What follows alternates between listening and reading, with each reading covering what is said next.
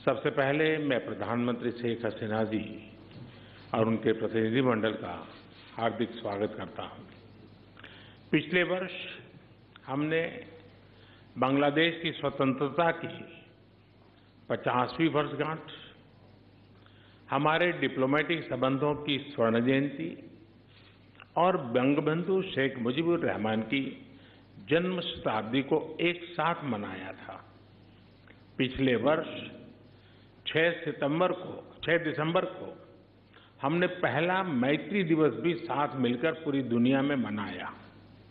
आज प्रधानमंत्री शेख हसीना जी की यात्रा हमारे आजादी के अमृत महोत्सव के दौरान हो रही है और मुझे पूरा विश्वास है कि अगले 25 सालों के अमृत काल में भारत बांग्लादेश मित्रता नई ऊंचाइयां छुएगी।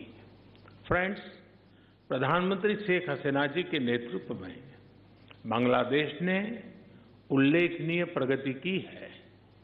पिछले कुछ सालों में हमारा आपसी सहयोग भी हर क्षेत्र में तेजी से बढ़ा है। आज बांग्लादेश भारत का सबसे बड़ा डेवलपमेंट पार्टनर और क्षेत्र में हमारा सबसे बड़ा ट्रेड पार्टनर है। हमारे घनिष्ठ सांस्कृतिक और पीपल टू पीपल संबंधों में भी निरंतर वृद्धि हुई है। आज प्रधानमंत्री शेख हसीना जी और मैंने सभी द्विपक्षीय, क्षेत्रीय और अंतर्राष्ट्रीय मुद्दों पर व्यापक चर्चा की। हम दोनों का मानना है कि कोविड महामारी और हाल के वैश्विक घटनाक्रम से सीख लेकर हमें अपनी अर्थव्यवस्थाओं को और मजबूत बनाना होगा। हमारे बीच कनेक्टिविटी के विस्तार से और सीमा पर ट्रेड इंफ्रास्ट्रक्चर के विकास से दोनों अर्थव्यवस्थाएं एक दूसरे से और अधिक जुड़ेगी, एक दूसरे को सपोर्ट कर पाएगी। हमारा द्विपक्षीय व्यापार तेजी से बढ़ रहा है। बांग्लादेश के निर्यात के लिए आज भारत पूरे एशिया में सबसे बड़ा मार्केट है। इस वृद्धि को और गति देने के लिए हम द्विपक्षीय कॉम्प्रिहेंसिव इकोनॉमिक पार्टनरशिप एग्रीमेंट पर शीघ्र चर्चा शुरू करेंगे। हमने आईटी, अंतरिक्ष और न्यूक्लियर एनर्जी जैसे सेक्टर में भी सहयोग बढ़ाने का निश्चय किया, जो हमारी युवा पीढ़ियों के लिए रुचि रखती है। हम जलवायु परिवर्तन और सुंदरबन जैसी साझा धरोहर को संरक्षित रखने पर भी सहयोग जारी रखेंगे। फ्रेंड्स, ऊर्जा की बढ़ती कीमतें इस समय सभी विकासशील देशों के लिए चुनौती पेश कर रही हैं। आज मैत्री थर्मल पावर प्लांट की पहली यूनिट के अनावरण से बांग्लादेश में एफोर्डेबल बिजली की उपलब्धता बढ़ेगी।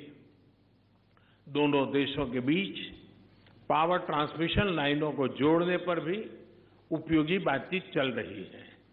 रूपसा नदी पर रेलवे ब्रिज का उद्घाटन कनेक्टिविटी बढ़ाने की दिशा में एक उल्लेखनीय कदम है।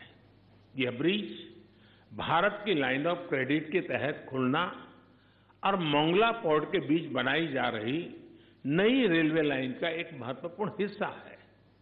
बांग्लादेश के रेलवे सिस्टम के विकास और विस्तार के लिए भारत हर प्रकार सहयोग जारी रखेगा।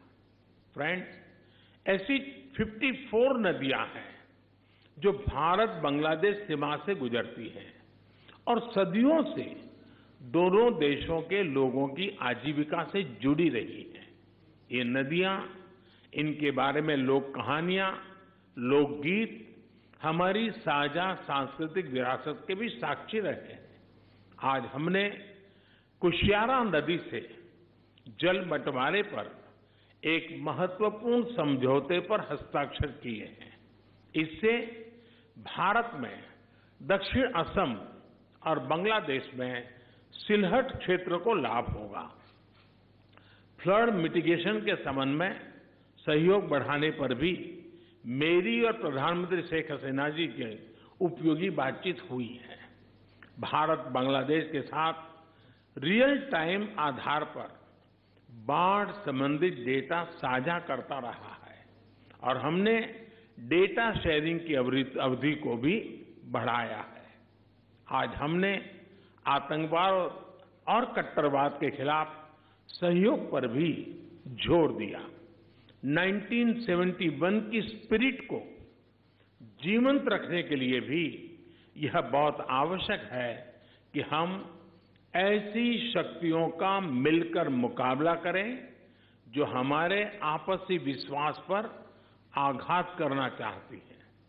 फ्रेंड्स, बंगबंधु ने जिस स्थिर, समृद्ध और प्रगतिशील बांग्लादेश का विजन देखा था, उसे साकार करने में भारत बांग्लादेश के साथ कदम से कदम मिलाकर चलता रहेगा।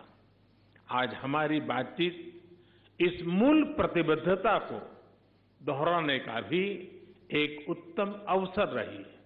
एक बार फिर प्रधानमंत्री शेख हसीना जी और उनके डेलीगेशन का मैं भारत में हार्दिक स्वागत करता हूं और भारत में उनके सुखद प्रवास की कामना करता हूं। बहुत बहुत धन्यवाद। Thank you, sir. May I now request Her Excellency Prime Minister Sheikh Hasina to deliver her press statement. Excellency, the floor is yours. Thank you very much. Honorable Prime Minister of India, Shri Narendra Modi, members of the Cabinet from Bangladesh and India, dear friends from the press and media, ladies and gentlemen, Assalamu alaikum, namaskar and good afternoon.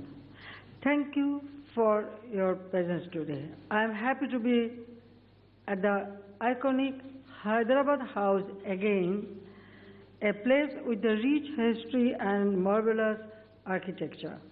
I, along with my delegation, arrived in the historic city, New Delhi, yesterday. I am visiting India after almost 3 years. Indeed, I am happy to be amongst you today. I thank the Government of India for extending warm hospitality to me and my delegation. Along with my delegation, I would like to take this opportunity to congratulate the Government of India and my Indian friends on successful completion of the Azadi Ka Amrit Mahotsav, the year-long celebration to mark the 75th year of India's independence.